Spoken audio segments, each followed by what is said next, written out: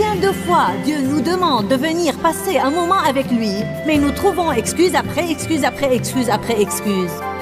Restez avec nous dans Jouissez de votre vie.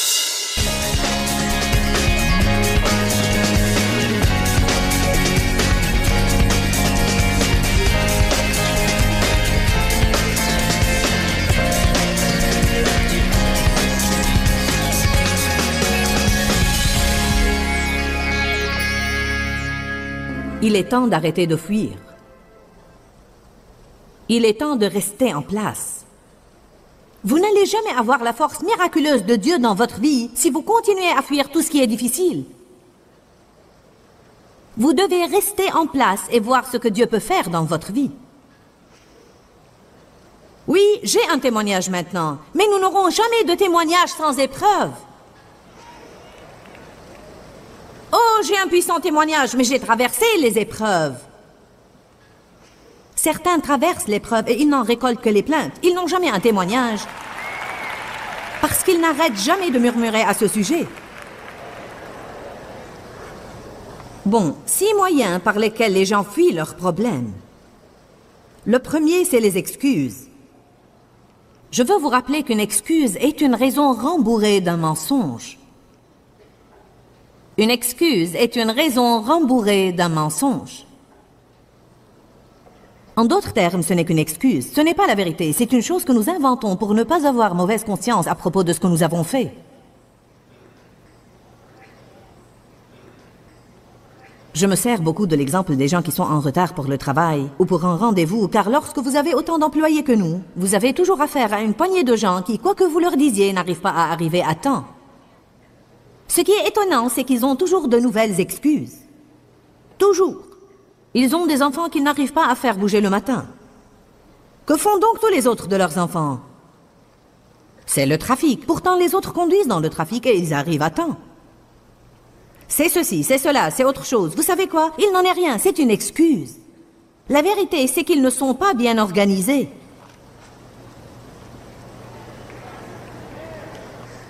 Ils n'ont laissé aucune marge pour une chose qui pourrait survenir et à laquelle ils ne s'attendaient pas. C'est à prendre ou à laisser, mais c'est la vérité. Il serait mieux de dire « je suis en retard car je ne me suis pas bien organisé ». À ce moment-là, la vérité nous affranchira et nous commencerons à faire ce qui est juste. Le problème avec les excuses, c'est qu'elles nous trompent et nous ne changerons jamais. Nous avons tous notre sac d'excuses. Je suis ronchon aujourd'hui car j'ai eu une mauvaise journée au travail. La Bible ne dit pas qu'il nous faut opérer selon le fruit de l'esprit à moins que nous ayons eu une journée dure au travail. Amen. Après la réunion d'aujourd'hui, j'étais si fatiguée pour une certaine raison. J'étais vraiment fatiguée et épuisée. Si fatiguée comme « prenez-moi au lit tout de suite pour me reposer ». Et être prête pour ce soir. Les choses allaient un peu plus lentement que je ne voulais et je me suis impatientée contre quelqu'un. Et Dave m'a dit, après que nous soyons entrés dans la chambre, « Tu dois arrêter de t'impatienter dans des situations comme celle-là, car ça fait pression sur les autres. » Et j'ai dit, « Tu as raison. Tu as complètement raison. Je ne dois pas agir comme ça, désolé. » Puis je me suis couchée sur mon lit et Dieu m'a mis dans le cœur de le remercier de m'avoir corrigée. J'ai pensé, mon Dieu, je change. Ça m'a presque fait peur. Je ne pense pas que j'ai jamais dans ma vie remercié quelqu'un de m'avoir corrigé. J'ai fait du progrès aujourd'hui. Je suis entrée dans une nouvelle gloire. Vous savez quoi? Je me suis couchée et j'étais vraiment contente. Mais quand nous trouvons des excuses, nous restons là où nous sommes. La Bible dit que nous devons aimer la correction et nous devons être contents quand une personne fait face à notre mauvaise conduite et nous ne devons pas trouver d'excuses. Nous devons dire, tu sais quoi, tu as raison, merci. Ça va peut-être faire mal à ma chair, mais ça va m'affranchir. J'en ai assez d'être parmi des chrétiens qui ne marchent pas selon l'amour et qui ne font preuve d'aucun fruit de l'esprit. Et tout ce qu'ils ont, c'est une nouvelle excuse pour tout ce qui ne va pas dans leur vie. Rien n'est jamais de leur faute, c'est toujours la faute de quelqu'un d'autre et autre chose. C'est un moyen de fuir. Les excuses sont un moyen de fuir. Allez, est-ce que quelqu'un a besoin de ça ce soir?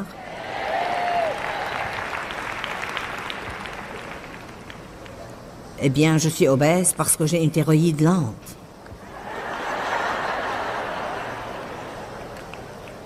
C'est héréditaire. Non, je ne mange pas beaucoup.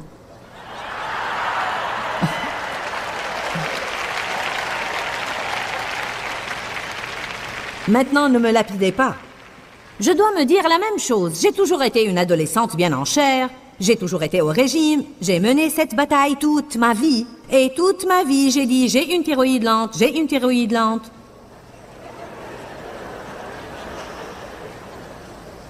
Je demandais au médecin de la tester. Je sais qu'il y a quelque chose qui ne va pas avec ma thyroïde. Et il l'a testée et disait, non, tout va bien. Eh bien, elle doit au moins être paresseuse. Vous savez quoi? Rien n'a changé jusqu'à ce que j'ai dit, vous savez quoi? Mon corps est comme ça. Et peut-être que je ne peux pas manger autant qu'une autre personne, mais c'est comme ça que je suis. Et si vraiment je ne veux pas être obèse, je dois alors arrêter de manger autant. Et vous savez quoi? Avant de faire face à ça, je me mettais en colère contre ma gouvernante et l'accusais de rétrécir mes habits. Et je disais que le pressing, je suis passée par tout ça. Eh bien, je ne vais plus aller à ce pressing. Chaque fois que je leur envoie une chose, ils la rétrécissent. C'est vraiment étonnant. C'est comme si vous pouviez sentir la chair. Courir et essayer de trouver n'importe quel recoin pour se cacher et ne pas faire face à ça. Et pour trouver une nouvelle excuse.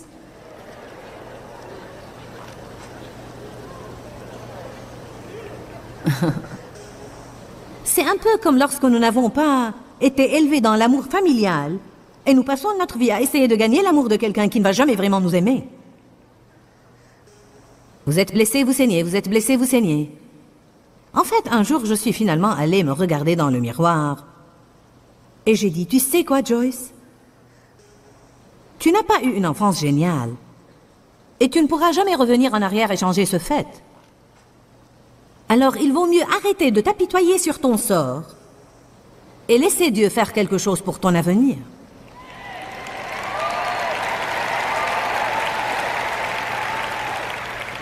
Ce n'est pas un des 6 moyens, mais je me disais aujourd'hui, je dois développer ce message à 7 moyens de fuir, car je pense que l'apitoiement sur soi en est un autre. Pauvre de moi. Peut-être que vous m'avez déjà entendu dire ça, mais Dieu m'a finalement dit, tu peux être pitoyable ou tu peux être forte, mais tu ne peux pas être les deux, alors fais ton choix. C'est une parole dont quelqu'un a besoin ce soir. Tu peux être soit pitoyable, soit forte, mais tu ne peux pas être les deux. Si tu veux garder la pitié, tu ne vas pas avoir la force de Dieu. Je ne peux rien faire à l'égard de ce que les gens m'ont fait quand j'étais trop jeune pour faire quoi que ce soit, mais je peux faire quelque chose pour ma vie maintenant. Parce que j'ai la force de Dieu à mes côtés et la première chose que je peux faire, c'est pardonner aux gens qui m'ont fait du mal et ne pas rester rancunière. Certains devraient aller se regarder dans le miroir et avoir une conversation avec eux-mêmes. Il est temps de faire face à la vérité et d'arrêter de fuir les choses.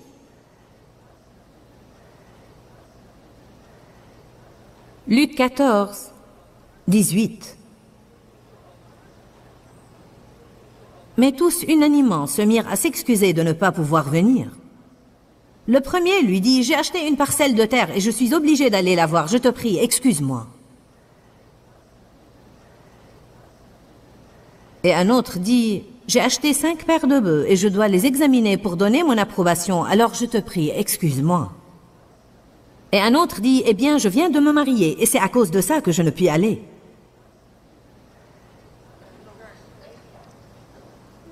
Cela représente une histoire où Jésus invite les gens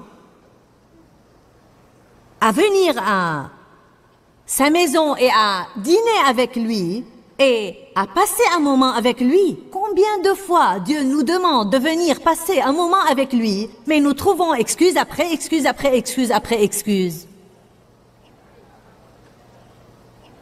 Eh bien, j'ai ces enfants dont je dois m'occuper car tu me les as donnés, Dieu, et j'ai cet époux qui m'accable de responsabilité.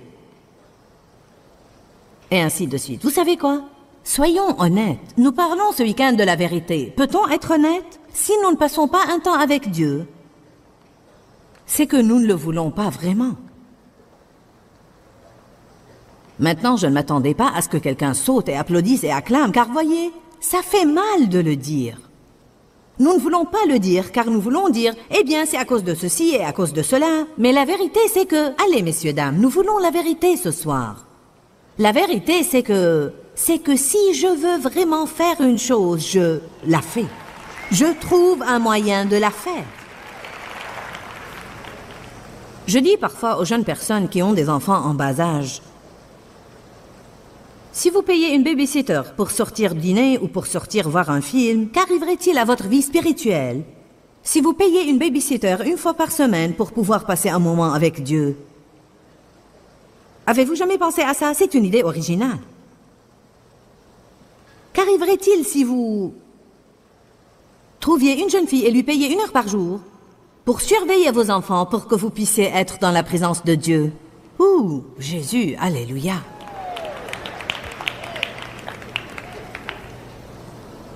Il y a un moyen. Si nous voulons vraiment le faire, nous trouverons un moyen. Vous pouvez trouver une autre jeune mère chrétienne qui veut elle aussi passer un moment avec Dieu. Échanger 1 heure avec elle. Surveillez ses enfants 1 heure pour qu'elle puisse passer un moment avec Dieu et laissez-la surveiller les vôtres. Soyez créatifs.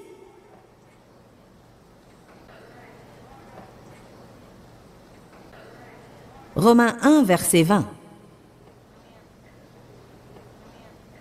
On se demande souvent à propos de tous ces gens qui meurent et qui ne savent rien de Dieu, que vont-ils devenir? Il est écrit toujours et depuis la création du monde, les perfections invisibles de Dieu, c'est-à-dire sa puissance éternelle et sa divinité, ont été rendues intelligibles et clairement perceptibles dans et à travers les choses qui ont été faites. Donc les hommes sont inexcusables, complètement sans défense ou justification. Alors il dit que tout le monde, tout le temps, peut-être qu'ils ne le comprennent pas exactement comme nous le comprenons, mais les gens savent instinctivement quand ils regardent autour d'eux qu'il y a un Dieu.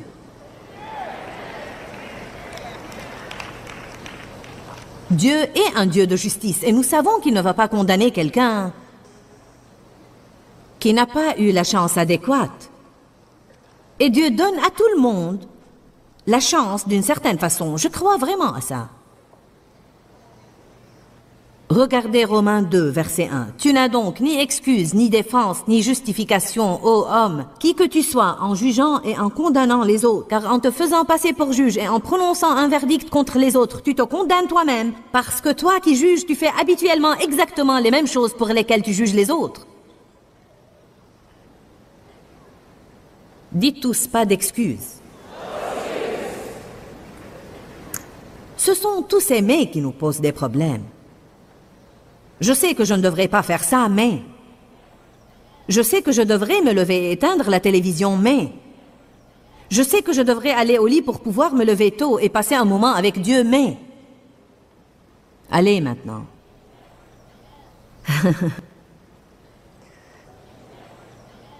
C'est exactement ce qui est arrivé aux espions que Moïse a envoyés dans la terre promise pour explorer le pays et voir si c'était vraiment un bon pays. Ils y sont allés et ont dit, le pays est magnifique, nous en avons apporté les fruits ici et ils sont énormes, mais... Nous avançons toujours jusqu'à ce que nous nous heurtions à ces mais. Nous trouvons des excuses pour ne pas nous occuper de ce que Dieu nous donne. Vous comprenez? Nous trouvons des excuses pour les choses. Nous nous mentons parce qu'il est pénible de faire face à la vérité. Les excuses sont une grande tromperie. La deuxième chose que nous pouvons utiliser pour fuir la réalité, c'est les reproches. Accuser les autres. Ce n'est pas de ma faute. Adam a accusé Ève. Ève a accusé le diable. Allez à Genèse 2. Ça a commencé dans le jardin et ça n'a jamais arrêté. Je veux vous montrer une chose que peut-être vous n'avez jamais remarquée. Genèse 2, versets 7 à 9. Puis l'Éternel Dieu forma l'homme de la poussière de la terre et souffla dans ses narines un souffle de vie, et l'homme devint un être vivant. Puis l'Éternel Dieu planta un jardin du côté de l'Orient, et il mit l'homme qu'il avait formé dans le jardin d'Éden.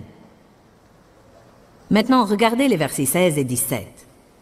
Et l'Éternel Dieu ordonna à l'homme disant... C'est intéressant. L'Éternel Dieu ordonna à l'homme disant...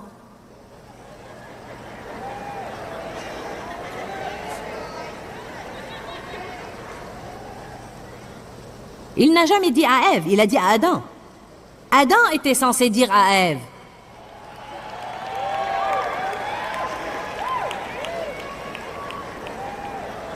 Certains hommes ne lèvent même pas les yeux.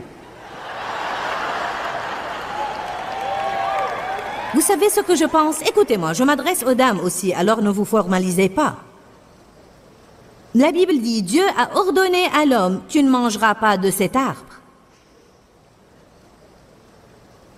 Je ne sais pas vraiment où était Adam quand Ève a été tentée par le diable et a mangé, mais la Bible dit, elle mangea et elle en donna aussi à son mari et il mangea. Donc il devait être là-bas.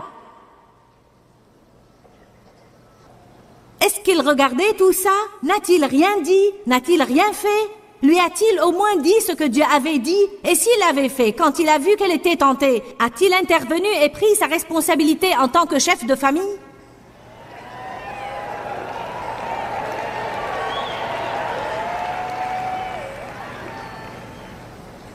Voilà tout ce que j'ai à dire à ce propos. Je pense que beaucoup d'hommes veulent être les chefs, mais ils ne veulent pas prendre la responsabilité d'enseigner à leur famille. Et vous les hommes, écoutez-moi. Je crois qu'un des plus importants moyens par lesquels les hommes doivent enseigner à leur famille, c'est en donnant l'exemple. Je crois que vous devez être le premier exemple du fruit de l'esprit dans votre famille. Vous devez être le premier exemple de la marche dans l'amour dans votre famille. Vous devez être le premier exemple de l'humilité dans votre famille. Mon mari Dave était pour moi un exemple de paix. Et en regardant Dave au fil des années, je suis devenue tellement affamée de ce qu'il avait que j'ai finalement dit, je dois absolument avoir la paix dans ma vie et peu importe ce que je dois faire pour avoir cette paix, je vais changer par la grâce de Dieu et je vais absolument avoir la paix. Je vous le dis, les hommes, vous avez l'autorité et vous avez le pouvoir en tant qu'exemple. Et vous ne pouvez pas être les chefs et dire à tout le monde ce qu'ils doivent faire si vous n'allez pas leur enseigner et les guider par l'exemple.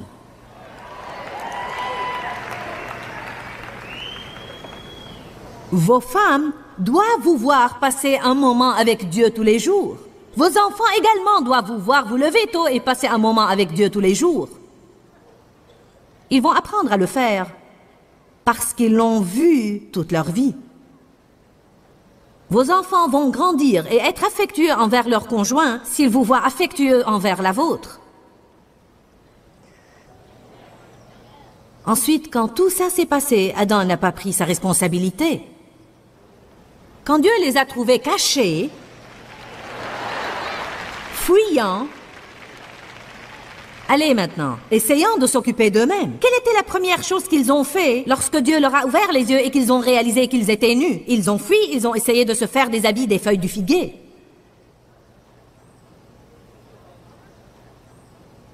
Dieu a dit, qu'as-tu fait? Qui t'a appris que tu étais nu? As-tu fait ce que je t'avais dit de ne pas faire? Eh bien, Dieu, la femme que tu m'as donnée. Maintenant, c'était la faute à Dieu parce qu'il lui avait donné la femme. Combien voulez-vous me parier qu'il l'avait demandé?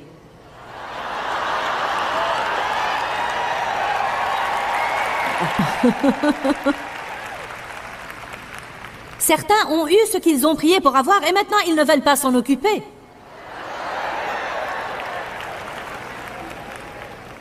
Dieu, je me sens seule. Ces animaux sont magnifiques, mais ça ne va pas. J'ai besoin d'un compagnon.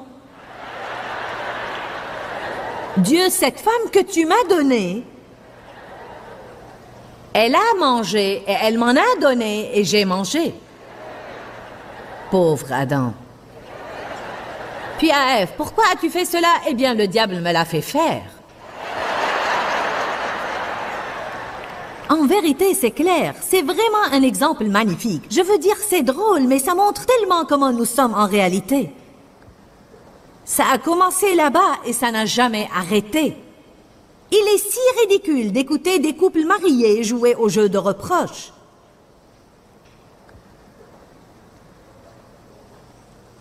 Si nous sommes en retard, c'est ta faute. Non, c'est ta faute. Si tu avais fait ça, nous ne serions pas en retard.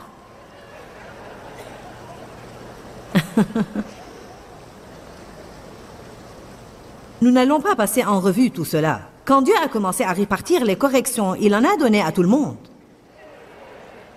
Il a dit, d'accord, Adam, voilà ce qui va t'arriver. Et Ève, voilà ce qui va t'arriver. Et serpent, voilà ce qui va t'arriver. Donc tout le monde avait une responsabilité et Dieu s'est occupé de tout le monde. Et tout le monde a toujours une responsabilité. Allez maintenant à Genèse 16, verset 1. Maintenant, Sarai, femme d'Abraham, ne lui avait pas donné d'enfant, et elle avait une servante égyptienne nommée Agar. Et Sarai dit à Abraham, « Voici, l'Éternel m'a empêché d'avoir des enfants. Je te prie alors de venir vers ma servante Agar, et peut-être aurai-je par elle des enfants. » Et Abraham écouta et tint compte de ce que disait Sarai.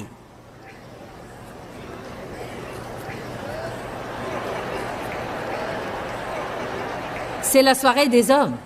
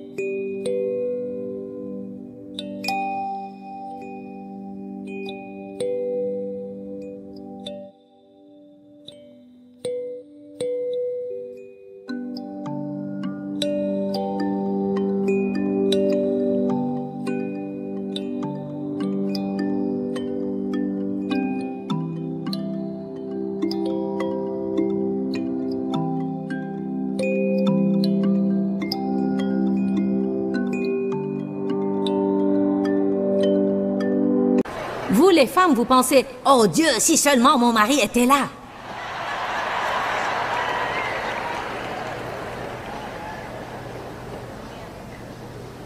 Qui dit que parce que votre femme a une idée lumineuse, vous êtes censé faire tout ce qu'elle dit? Il y a une écriture dans Corinthiens qui parle de la prière. Elle dit qu'une femme doit se couvrir la tête quand elle prie et qu'un homme ne doit pas se couvrir la tête quand il prie. Je ne pense pas vraiment que ça parle de chapeau. Maintenant, à cette époque-là, c'était une coutume qu'ils suivaient, mais je crois qu'il y a un message spirituel là qui est bien plus important que cela. Dave est mon voile. Et donc, quand je prie et je sers, je dois me couvrir la tête. En d'autres termes, je dois rester sous son autorité parce qu'il est mon voile. Mais si un homme prie avec la tête couverte, s'il se soumet à l'autorité de sa femme,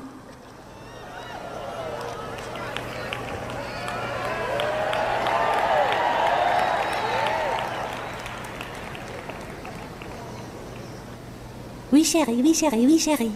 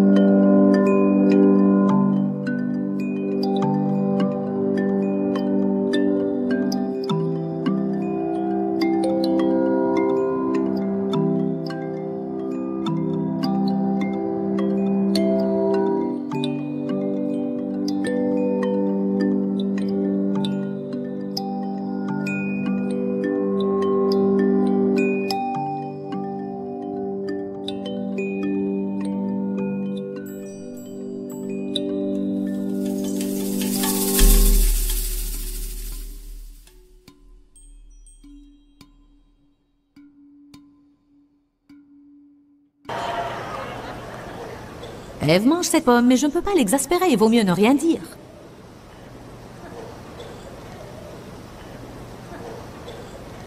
Ce que Sarah veut faire n'est pas une bonne idée, mais il vaut mieux ne pas l'affronter. Elle se mettra en colère si je ne la laisse pas faire ce qu'elle veut. Vous allez être tenu pour responsable.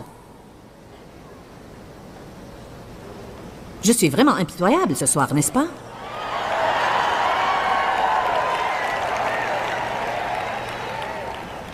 On m'applaudit beaucoup ce soir parce qu'il y a plus de femmes ici ce soir que d'hommes. Mais je remercie Dieu pour cet homme là-haut qui n'arrête pas de dire Amen.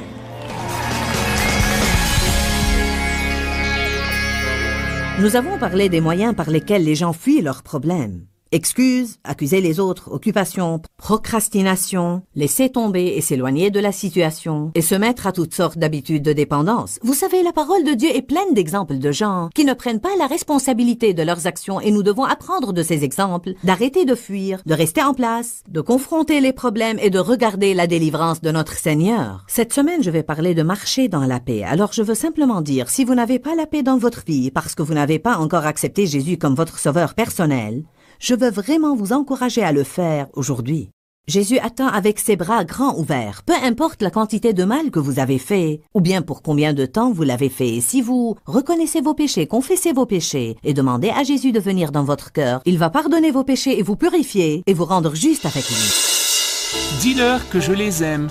Dans ce livret, Joyce Meyer donne une révélation de l'amour de Dieu pour nous. Pour obtenir ce livret gratuitement, écrivez-nous à Joyce Meyer, boîte postale 40095-6300, Larnaca, Chypre. Ou bien visitez notre site web www.joycemeyer.org/fr.